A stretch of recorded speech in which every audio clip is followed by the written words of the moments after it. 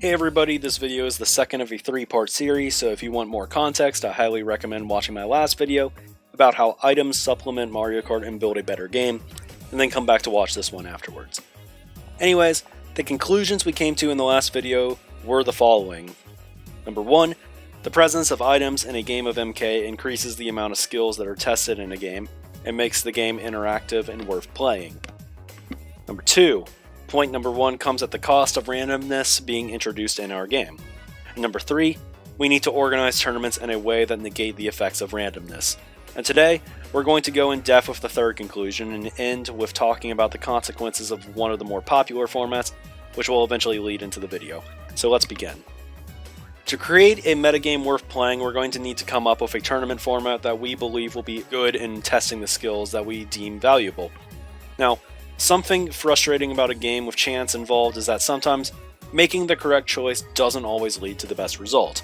Now, this can make learning tough, as you have to be able to understand when something was actually the right play even if it did not work out this time. But to understand what the right play actually is, we would need to know the following. Given an infinite amount of samples, would this play have been the best expected outcome? So, take the following example for instance. You're in first place with just a green shell, and second and third place are close behind you. Second place has a red shell, and third has nothing. So, what do you think you should do? A. Hold the green shell. B. Try to hit somebody throwing it back. Now, I think the majority of people would answer A to this question because we know that a red shell will track you and a green shell will protect you from that. Now, if you throw the green shell back and it doesn't hit second place, it's a likely conclusion that you get hit by the red shell, since you no longer have defense. So yeah, A is probably the correct play. But let's say you go with A and pass up an attempt to hit second place. A boo then comes and steals your green shell, and you get hit by the red shell right after. Now, had you thrown back your green shell, you would have had a chance to hit the person out of second, where you no longer would have had the red behind you, if that worked. So did you misplay? Now, one could argue yes perhaps, and most situations may not be this simple, but I think in this scenario, you're likely to have the best expected outcome by holding the green shell.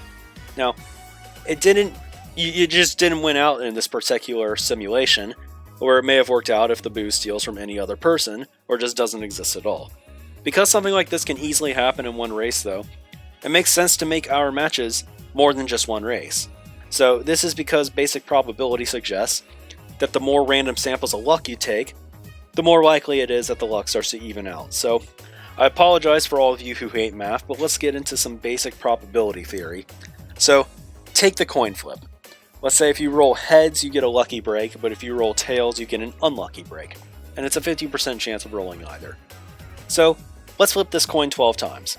So what do you believe is the most likely outcome? Well, here's the definitive graph of outcomes you may get. You could get 0 heads, which would be the least lucky outcome. But there's only one possible way to get this outcome, and that's if you roll tails every single time. Now, on the other hand, getting 12 heads would be very lucky, the most lucky. And for a mere 12 coin flips, it's actually 924 times more likely that you get completely neutral and expected luck, which is getting lucky just as much as you get unlucky, than, rolling a 12-0 in either way. Neutral luck, additionally, is another way of just saying not impacted by luck at all, because you don't get impacted in a positive or negative way. It's like it's not there. So, it's very possible that you get 5 or 7 heads, and this would mean that you're slightly lucky or slightly unlucky, but even so, it's likely only by a small amount that any skill mismatch would certainly be able to handle. The point is that getting truly horrendous luck is actually an incredible anomaly. So one other important thing to take away from this graph is that for every unlucky scenario, there's a corresponding equal lucky scenario. What this means is that consistent bad luck is not actually a thing.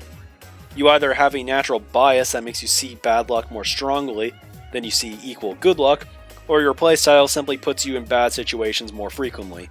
This wouldn't be luck, this would be a result of your playstyle. So, if you haven't played any MK tournaments before, I'll let you know that I chose the number 12 because most of our tournament formats are 12 races. This strikes what we consider a good balance between reasonable tournament length while still making luck tend to even out and effectively negate itself.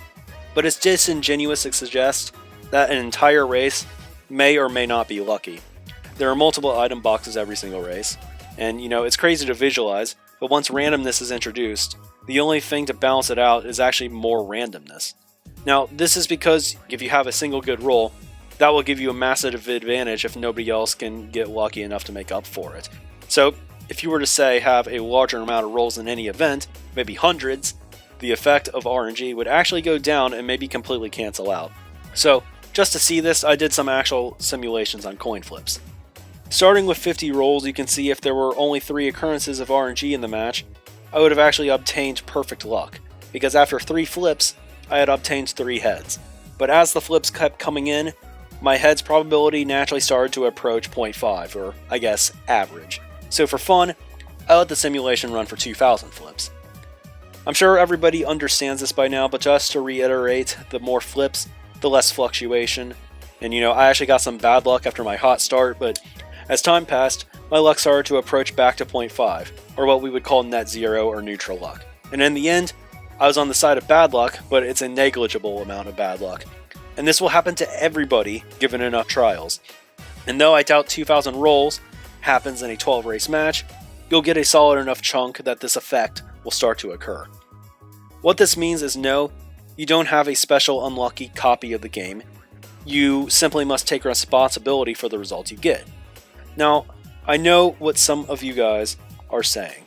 Rookie, you can't possibly describe Mario Kart by only using coin flips. That's ridiculous. Some item rolls aren't really lucky or unlucky, and some rolls are simply more important than others. And yes, all of these things are entirely true. But I will claim that my tests are still valid, and this is because there is something still fundamentally similar to the coin flip here. A coin flip's expected outcome is neutral luck over many trials. If you have the exact same game downloaded as somebody else, meaning that you didn't hack it, this also means that your expected outcome is neutral luck as well, because your copy of a game is the exact same as anybody else's. The whole topic of cheating and stuff is one for another day, but if you have a normal copy, you are just as likely to get as lucky as any other player who has the game. Luck is more of a spectrum than it is heads and tails, but because luck is like this, one important thing I mentioned earlier still applies. For every instance of good luck, there is an equally impactful case of bad luck out there. And it must be this way necessarily, since the expected outcome is neutral luck, and there exists a continuous luck spectrum. A way to easily visualize this idea is by thinking about the real number line. Neutral luck is obviously equivalent to 0, but for every value of good luck, there would be any positive number. And there is an equal value of bad luck of the same absolute value. So what would this continuous luck spectrum look like? Well, something like this. If this looks familiar, it should look familiar, because the shape is the same as the graph of 12 coin flips from earlier for a reason. Now, the more trials involved, the more curvy the lines will be. But that's enough math. I felt the need to have to explain this because there are probability deniers out there that are still convinced that they're unlucky. But because there's simply an equal good luck scenario for every bad luck scenario, and we are all playing the same game, it's simply not possible. This should be motivation for everybody to figure out to improve, in my opinion, because with more trials, luck will not actually stand in your way toward success, but how you respond to the bad matches will. So, to move on to the meat and potatoes of the video, the whole conclusion here is that the more chances of randomness lead to less luck-based outcomes, and we think that 12 races is probably a good number for matches to play out while still being time efficient. But what if there was another way to minimize randomness even further, to the point where it's almost negligible? Well, there is, and this is where I introduce the concept of clan wars. So, these types of matches are not for solo racers, but instead, matches consist of 2 teams, typically of 6 players each, that will face each other in a 6 versus 6. Now, clan wars are great for a number of reasons, but one of the main reasons that they're the most popular amongst Mario Kart players is because they're actually a way that luck can be minimized even further without adding to the total amount of races in a match. This, again, is because of the properties of probability that we discussed earlier. Each team consists of 6 players now who are getting impacted by randomness.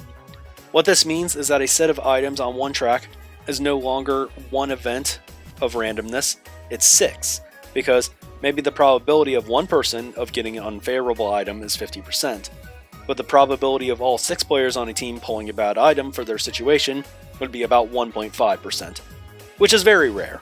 As discussed earlier, when you have 6 rolls, it's likely that you get 3 heads and 3 tails, which means that for every single set in the game, your team is more likely to get average luck as opposed to good or bad luck.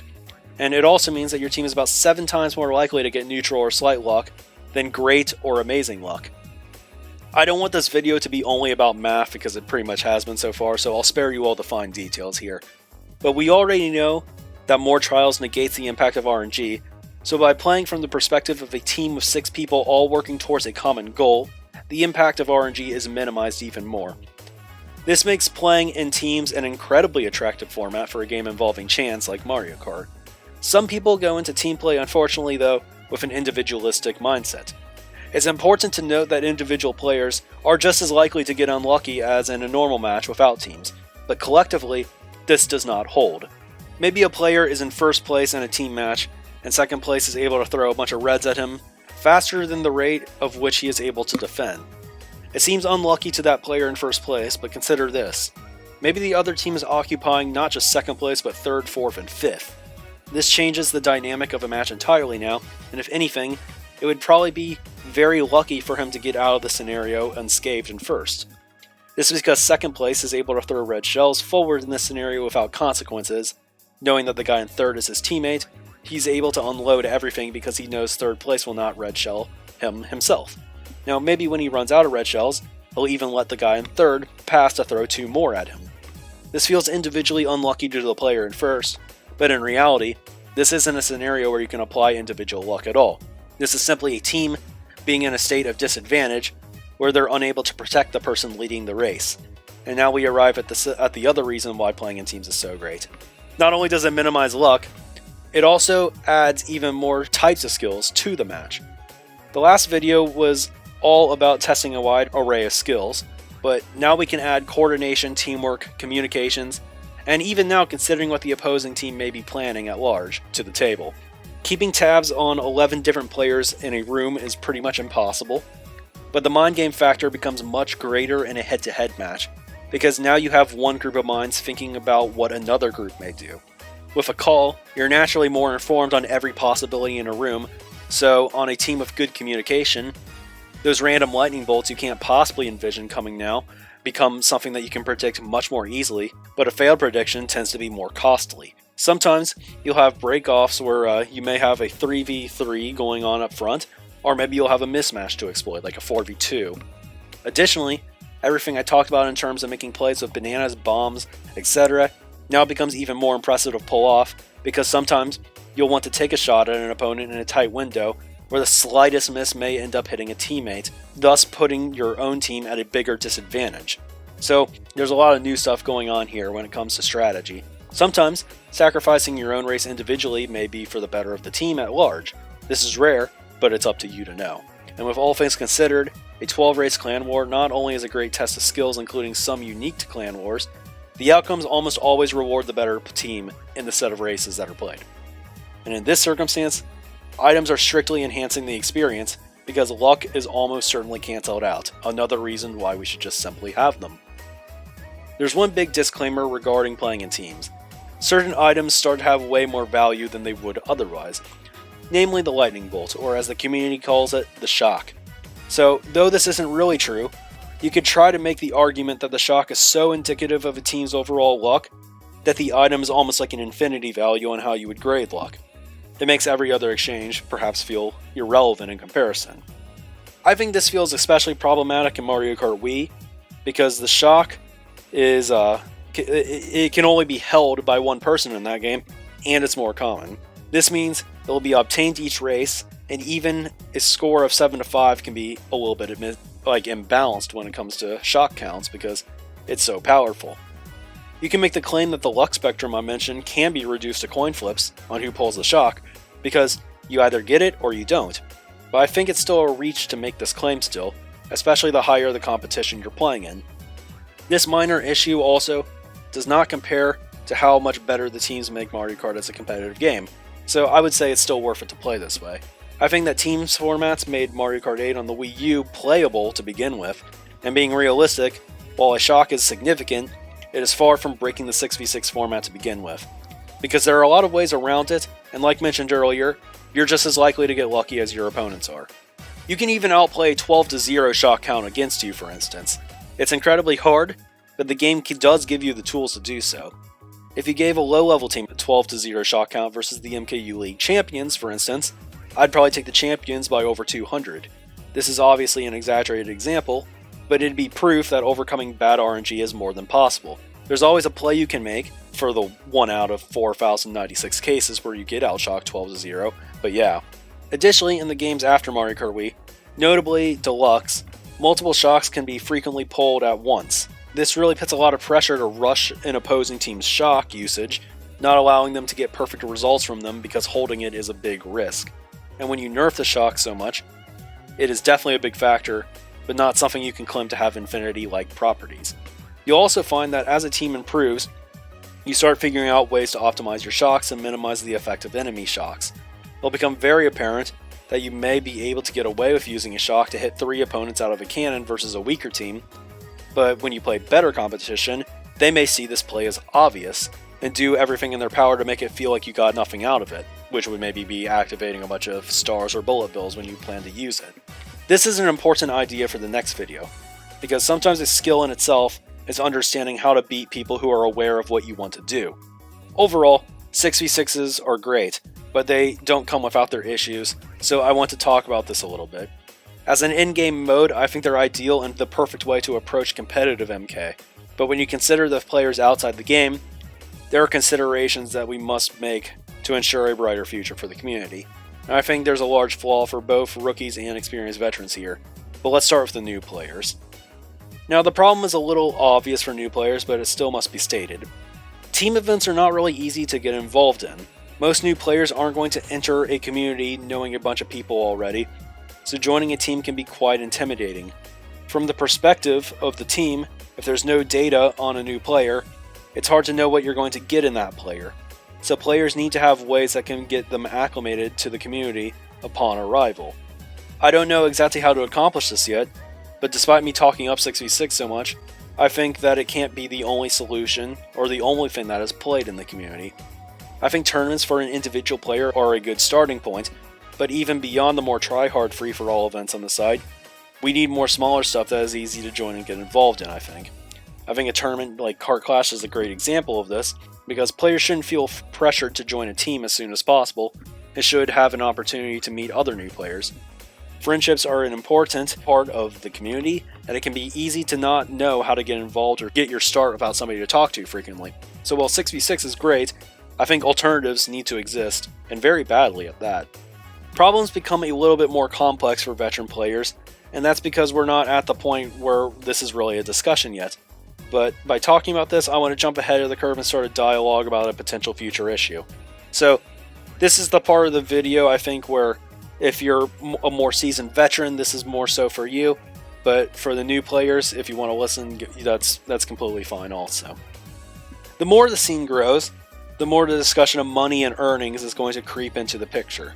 Because we've already had a few tournaments already with prize pools, so it's definitely a direction we're headed toward. When you look at esports in general, you start to think about money and how it's going to be used as an incentive to improve your game. Now, up to this point, money has been completely kept out of tournaments or team tournaments on MKC, so right now players are simply playing for the love of the game. And if growth continues, I think money can start to be made by top teams, upping their social media presence, and from what I can tell, it's already started a little bit with World Friends Twitch starting to take off. Now, I think that bringing money into team competitions is extremely dangerous for a community for a couple of reasons. And my biggest worry is that it could destroy a good thing that we have going for us right now. You could start by asking who gets paid out when a tournament is won. Does the full team split the money, or just the impact players, the starting 6? But this, I think, would be a minor issue, if anything. The ways teams are set up in our community currently is largely based on friendship groups. I think that's one of the greatest positives that the community has going for it. There's a sense of camaraderie in many teams, and people tend to go to certain teams because they like the people there and want to play with them. However, the second you start introducing money into tournament results, you now have significantly more incentive for teams as they are to split up. Because if someone thinks that they can obtain the bag and easily, a lot of times they'll go for it. Now, This, in my opinion, would result in the formation of more super teams, because for all the best players, banding together would be the approach that would result in maximizing cash output. It's still pretty unlikely that the exact top 10 players in the world would all team up, for instance. And then like the 11 through 20 group, 21 to 30, etc. Language barriers alone would make some players not ideal teammates, but I still think that things could trend toward this direction if we aren't careful. Now, my prediction is that the initial response wouldn't be for everybody to leave their current teams, but as time passes, I could see it starting to affect free agency moves, slowly until transactions eventually become solely about winning and winning only. I think the worst case scenario is you have one team that becomes unbeatable for eternity, and the best case scenario is that you have a few teams concentrated near the top with a chance to win, but no new team would ever really be able to build themselves into a contender without one of these groups of teams trying to poach any player that could increase their odds of winning, even if lower level teams develop some really good players. On top of this all, wars are skill based enough that in these circumstances I believe that tournaments would almost tend to have the exact same results if this effect started to really take place and just got into the whole top 10 players do one team, 11 through 20 do the next team, etc, etc. Now, I don't want to say it's wrong for the best players to win, because that's not true at all, but it's about how they'd be obtaining their wins and the resulting health of the community as a result. When results are the same every time and skill gaps between teams are large enough, it will ultimately demotivate teams from even trying to move up or improve. Because if the skill gap is far enough, I can't say I'd blame teams from feeling like there's nothing left they can do. It would only get worse with time as well. Players who make money and could maybe even start a sustainable career in esports would have more time to practice.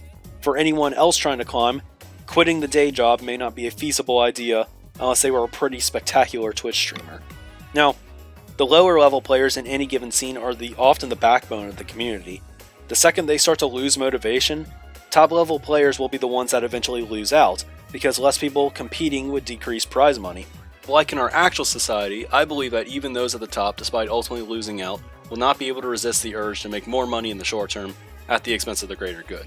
And after a certain point in the process, will likely pass the point of no return, which is why I think we need to be very careful about how we introduce money into team competitions while we still have a choice. The worst impact of this hypothetical is that players will have no reason to ever stay and grind with their low-level team, because the second they become serviceable to a team at the top, they'd be stupid to not take an offer from a team where they could easily make money, and with almost no effort at that. This leads to another big problem, because stagnant results will lead to decreased motivation from all teams, including the ones at the top, to even worry about improving that much.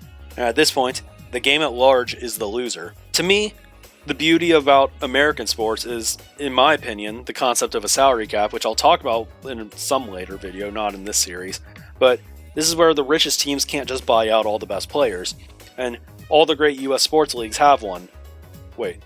Okay. As I was saying, all the best US sports have a salary cap, and it keeps the competition honest. It makes winning championships mainly about getting the most out of your players instead of just collecting the best ones. Now, this sounds all fine and dandy, but the problem is, paying players a salary is not possible in our community. It's why there's still definitively top teams. You can still make it in the current system, just realistically, it's incredibly hard. I still don't know how you accomplish this, unfortunately, but I genuinely believe that the best way to go in a potential esports era would be to have a system that incentivizes stronger players to not just all play together. And this is because when teams are close enough in skill level to potentially overtake each other, then teams will actually have incentive to keep improving, because that extra effort can be the difference between winning and not. And it ideally keeps the scene more active, progresses the meta, and leads for more exciting streams where we may not know the winner. In a system where only a little bit of extra effort is needed to maybe overtake the other team, this makes improvement of even the worst players on the team meaningful, because the slight improvement that they provide may lead to better results in the future for the team. And in a system that influences lower players to maximize their potential, you suddenly get a ton of purpose for everybody to play, and I think that should be the goal. I already think that we're close to this right now. There's definitely teams that are way better than others, but I can at least say that if you go about it the right way, teams can make the grind from the bottom to the top. I experienced this myself, as have many other teams, and of course, having the whole friendship factors of teams is a good thing right now. So what's the solution for now? For now, I think it's to just keep it as it is for the community, and continue to welcome and motivate new teams in the community. So there's a record amount of teams playing right now, so I feel like something has to be going right. And it's very important to realize, that everything I'm talking about here is all a hypothetical that we're not really super close to, but one that has to eventually be talked about so we can plan for the future. So, in my opinion, how hard this would be makes it a risky thing to try to go after first, but perhaps a better starting spot would be to look at doing payouts for solo tournaments like FFAs to begin with. Ideally, you still provide incentive to win, but you don't struggle with staleness of results, and it also solves the problem of barrier to entry. New players can enter these events more easily than MKU, and I think if money gets brought into the scene by sponsors in the future, these are the tournaments to start off with. So I think the takeaway for now is that though 6v6 is likely the best form of competition for Mario Kart, we still need solo tournaments to happen to supplement them for the sake of the new players and to maybe test the waters of bringing money into the game. For the next episode, I'm going to focus on these solo tournaments and how to optimize them, as well as diving into some of their issues, talking about the potential of FFAs in the LAN scene, and moving to more offline competition in general. A final comment on the whole teams payout discussion, but as mentioned, it's hard to properly pay out teams. Some people contribute more than others, some people sit on the bench, but the 7th man is still an important factor for many teams. It's worth noting that on a salary type of system, the payout problem may not exist at all, but how we would get there would be very, very tough. I'm not sure it's even worth losing out on what we have going right now as the main form of our competitions. I think you would have to have some kind of minor league system. It's also possible our current system may work if we can capitalize on the popularity of the top teams in the future. And I think the message for now is to realize that what's working currently should be continued and understanding the risk of changing it too drastically in the future. Obviously, you want to be modern, but we can't forget what has worked for us up to this point. Anyways, this is all I have for today's episode. I understand that there will be a lot of discussion regarding hypotheticals and probability today. If it makes you feel better, the final episode should be avoiding that a bit more than this one. So, we accomplished one goal out of today, which is simply going into the reasoning of why 6v6 is such a good format for MK in general, but with the realization that it's not something that the community can only pay attention to. So look forward next week to discussing free-for-all tournaments and why they're the optimal solo tournament, as well as some of the more minor issues we need to move past in the future if we really want to take this game to the next level. Thanks for watching, everybody. I'll see you next time.